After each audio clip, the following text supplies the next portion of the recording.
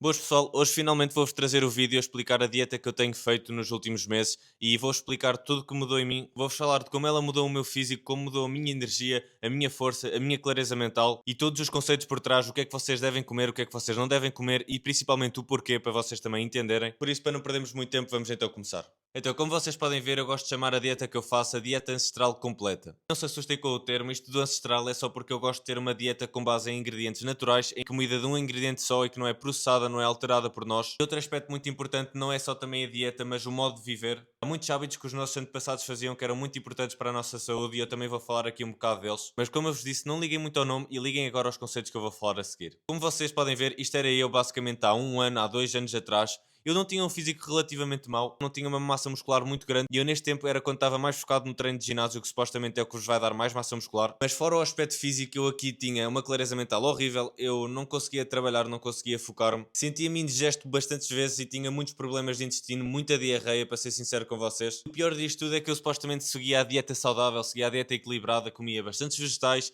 não comia muitas gorduras saturadas, comia só um bocado de carne, alguns carboidratos que supostamente eram saudáveis. Como as pessoas de Portugal gostam de dizer, tudo um pouco. Isso é dos maiores erros que cá está na dieta portuguesa e que infelizmente os nossos pais continuam a seguir e pensam que é o melhor. Mas sinceramente eles também não têm culpa, pois isto foi incentivado por direções muito acima, governos, instituições e tudo mais. Agora vejam como é que eu estou nos últimos meses. Isto foram fotos tiradas aqui na Polónia há cerca de 2 3 meses, quando eu realmente pude fazer a minha comida, pude seguir esta dieta mais certa e foi quando eu ganhei mais massa muscular a fazer apenas 2 e 3 treinos de força e ginásio. Foi quando eu comecei a fazer dinheiro com o meu negócio, quando comecei a aplicar os meus conhecimentos para o meu negócio, quando pus mais conteúdo, quando fui mais consistente. Ou seja, a dieta não só me alterou fisicamente, mas principalmente a minha cabeça, que, claro, vai beneficiar as vossas relações pessoais, o vosso trabalho, os vossos projetos. E é isto que é muito importante vocês perceberem. Esta dieta é um estilo de vida e vai alterar tudo. Mas como a maior parte das pessoas, quando pensa na dieta, pensa depois no seu físico, está aqui a prova que sim, a dieta é super importante e vai alterar bastante o físico também. Vamos então voltar à parte ancestral e vou explicar então o que é que os nossos antepassados não comiam de certeza,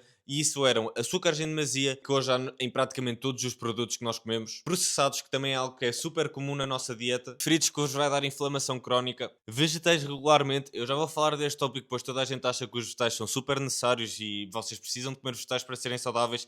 Eu não acredito muito nisso. E aqui não é o que não comiam, mas o que não faziam, que são contar calorias. Eu acho que isso não faz sentido nenhum. Se vocês focarem-se numa dieta com os ingredientes que eu já vou falar daqui a bocado, vocês não têm necessidade de contar calorias, de pesar a vossa comida. Isso não faz sentido nenhum e é claro que era algo que os nossos antepassados não faziam, nem sequer pensavam nisso. Podem acreditar que eles eram muito mais fortes que vocês, com níveis de testosterona muito mais altos. Basta olharem para os vossos pais, para os vossos avós e para as histórias de que eles contavam, dos trabalhos que tinham que fazer, do que eles passavam. E antes de implementarem todos estes óleos vegetais e todos estes carboidratos processados, podem acreditar que eles tinham um físico muito melhor que o nosso. Tudo isto que eu falei que não comia, se vocês comerem agora vai-vos trazer inflamação, não vos vai saciar rápido. Estes produtos processados e fritos são muito fáceis de comer demasiado e vai ter muitas calorias, que isso é um grande problema hoje em dia. A maior parte das pessoas são obesas, principalmente se tu não és um atleta de competição, tu realmente tens de comer muito menos carboidratos do que tu pensas. Normalmente como alguns, mas eu em maior parte do ano estou a treinar 2 vezes por dia regularmente. E agora vamos falar do que é que eles não faziam. Os nossos antepassados não eram sedentários, não passavam o dia sentado no computador ou a jogar videojogos. Eles não ficavam fechados em casa apanhando muito mais sol que nós, que é super importante para nós termos vitamina D. Vocês nos alimentos nunca vão ter a vitamina D que vocês necessitam, têm que apanhar muito sol, mesmo nos dias de nuvem, mesmo nos dias em que está a chover. Se vocês estarem cá fora, vocês vão apanhar a luz solar na mesma. Não se deitavam tarde, pois não havia todas as distrações que nós temos hoje em dia, mas isto é só uma desculpa que nós pomos na nossa cabeça. Nós podemos pôr essas distrações de lado e podemos conseguir nos deitar a horas. Não tinham estímulos de luz da tecnologia praticamente todo o dia que alteram literalmente o nosso cérebro. Dificulta o processo do nosso cérebro começar a desligar, que vos vai dar um sono muito mais profundo e adormecer com muita mais facilidade. E não viviam com o stress diário que nós temos hoje em dia. É claro que isto é uma situação que pode ser muito difícil de gerir por causa dos trabalhos que temos hoje em dia, mas mesmo numa situação em que tenhas um trabalho das 9 às 5, que é o mais habitual, tu podes fazer todas estas coisas, seja quando chegar a casa, estar desligado de tecnologias, conversares com a tua família, refletires, leres, as tuas pausas de trabalho, vires cá fora, apanhar um bocado de sol, movimentar um bocado, caminhar. Vamos procurar menos desculpas e procurar mais formas de aplicar isto no nosso dia a dia. Vamos então falar do que vocês realmente querem saber, que é como funciona a minha dieta, como é que eu divido a estrutura dos meus pratos, que tipo de alimentos é que eu consumo. Vamos então começar com os mais importantes, que é a parte das carnes, a parte dos órgãos, dos ovos, do peixe. E é claro que todos estes alimentos não devem ser consumidos na mesma quantidade. A carne de vaca acaba por ser a proteína que tu deves ingerir mais, é a que tem mais nutrientes, é a que tem mais biodisponibilidade. Algo muito importante é quando comerem carne de vaca, não comerem carne de vaca bem passada. Eu gosto de comer a carne de vaca praticamente crua, no máximo sela um bocado aos lados só para dar um bocado mais de sabor e para também desfrutar um bocado mais da comida, mas se vocês quiserem podem até comer crua em maior parte das situações, se tiverem uma fonte confiável, vão ter muita mais absorção de nutrientes e vão ter uma digestão muito melhor. Outro alimento que é indispensável para mim também são os ovos, onde a gema crua também deve estar muito mal passada para terem também mais nutrientes. Como vocês podem ver por este gráfico, é dos alimentos mais completos do mundo, tem praticamente todas as vitaminas que vocês precisam e minerais. Claro, também podem ir variando um bocado com outras carnes. Carne de porco não aconselho muito, mas por exemplo, para quem está a perder peso, se quiser facilitar, às vezes comer um bocado de carne de frango, podem também trocar por algum peixe. Peixe que não seja de cativeiro e que não seja alimentado a ração para não ter ômega 6. E aproveitar para falar que é muito importante vocês terem atenção ao que é que a vossa comida come. Ou seja, o que é que as vacas comem, o que é que as galinhas são alimentadas. Se os peixes são de cativeiros e são alimentados a rações, se o vosso alimento foi medicado com antibióticos e tudo mais, pois tudo isto vai afetar o produto final. Procurem sempre vacas a pasto, galinhas ao ar livre, peixe selvagem, para não acabarem por estar a ingerir alimentos que pensam que estão perfeitos, mas acabam por vos trazer inflamação e outros tipos de problemas. Por fim, nesta categoria de carne, órgãos e peixe, vamos falar então dos órgãos mais especificamente.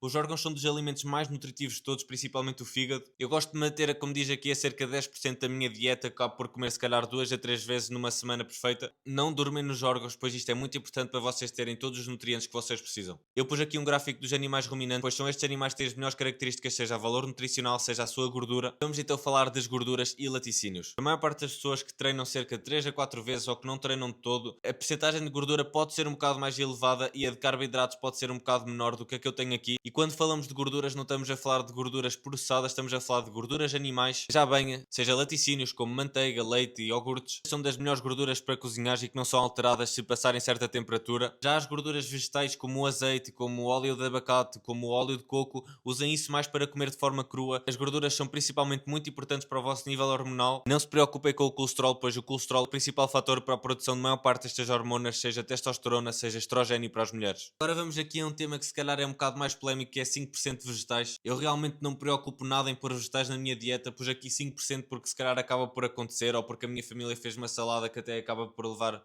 alimentos que eu gosto, ou realmente porque quero diversificar um bocado o meu prato para também desfrutar mais, que também é importante. Mas o que eu vos aconselho é não comerem muitos verdes, foquem-se em raízes como beterraba, cenoura, e algo bom também para o vosso microbioma do intestino são legumes fermentados. Por acaso há muito aqui na Polónia. A maior parte dos legumes verdes, seja alface, seja espinafre, têm demasiados antinutrientes, são de má digestão, acabar por prejudicar a vossa produção de hormonas que falámos há bocado que as gorduras o fazem. Já agora, pessoal, se vocês têm dificuldade em atingir o físico que vocês desejam, têm maus níveis de energia, têm dificuldade em implementar uma dieta boa, marquem uma chamada comigo e vamos falar um pouco e podemos ver se faz sentido entrar no meu programa de acompanhamento one-on-one, planos de treino, planos de alimentação, hábitos e muitas mais coisas personalizadas para os teus objetivos e onde de certeza vais conseguir chegar onde tu queres. Vamos então à parte final, 25% de carbos, e aqui é onde vocês têm que ter muita atenção, pois é nos carbos que acho que a maior parte das pessoas consomem demasiado e consomem más opções. Como eu escrevi aqui, o nosso corpo precisa de glucose para exercícios mais intensos, por isso se vocês não têm muitos treinos, vocês estão em dias de descanso, não há uma grande necessidade de vocês consumirem carboidratos, há mais sim de consumir uma gordura, que é uma energia muito mais estável, principalmente a nível mental. Foco-me sempre em carbos de um só ingrediente, seja ou fruta, principalmente no verão, ou mais no inverno, batata e arroz. E se consumir massa ou pão, tento focar sempre em massa e pão feita de grãos duros, feita de forma artesanal, com fermentação lenta, se calhar 2 a 3 vezes por semana no máximo, pois é muito mais difícil de digerir e também acaba por ter certos antinutrientes. E eu fiz esta distinção no verão e no inverno porquê? Nós no verão suamos muito mais, perdemos muito mais minerais e acabamos por movimentar-nos muito mais, por isso precisamos de energia mais rápida e de comidas que nos hidratem e que nos deem esses minerais que nós perdemos. Por isso mesmo é que temos bastantes frutas tropicais no verão e sentimos-nos bem a comê-las, porque a natureza não se enganou quando fez as coisas. Já no inverno nós temos um metabolismo muito mais lento e acabamos por movimentar muito menos sem fazer muito movimento intenso. Para isso é melhor termos uma energia mais estável que acaba por estar no amido, na batata e no arroz. Outra coisa muito importante é quando fazer as nossas refeições. Gosto de fazer 2 a 3 refeições no máximo. Quando tenho muitos treinos, quando estou em fase de preparação para a competição, acabo por fazer quase sempre 3. Quando estou na off-season e tenho menos quantidade de treinos, que é o que a maior parte das pessoas tem, acabo por fazer só 2. Isto afeta principalmente a parte da digestão e a parte do foco. Quanto mais tempo o nosso corpo tem para digerir a comida, melhor para vocês. Se vocês estiverem sempre com snacks a lanchar e pôr carboidratos, que é o que a maior parte destes lanches têm, vocês vão estar sempre a digerir comida, o corpo vai estar sempre com a energia destacada para a digestão e vão ter muita menos claridade mental. Por isso eu aconselho sempre a fazerem só 2 a 3 refeições, seguindo a estrutura de prato que eu vos dei há bocado: 50% de carne, se calhar 20% de carbos,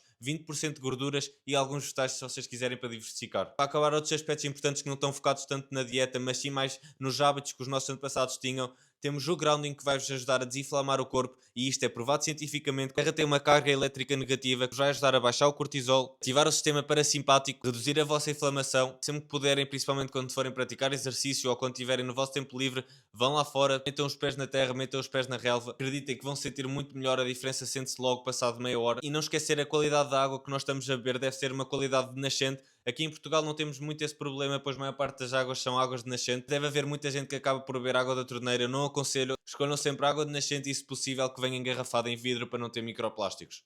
Pessoal, foi este vídeo, espero que vocês tenham gostado. Obrigado pelo vosso apoio. Não se esqueçam, se precisar, tem o link em baixo para marcar uma chamada comigo, para ver se faz sentido trabalharem no meu acompanhamento one-on-one, e comentar em baixo que tópico vocês gostavam que eu falasse mais aqui no YouTube.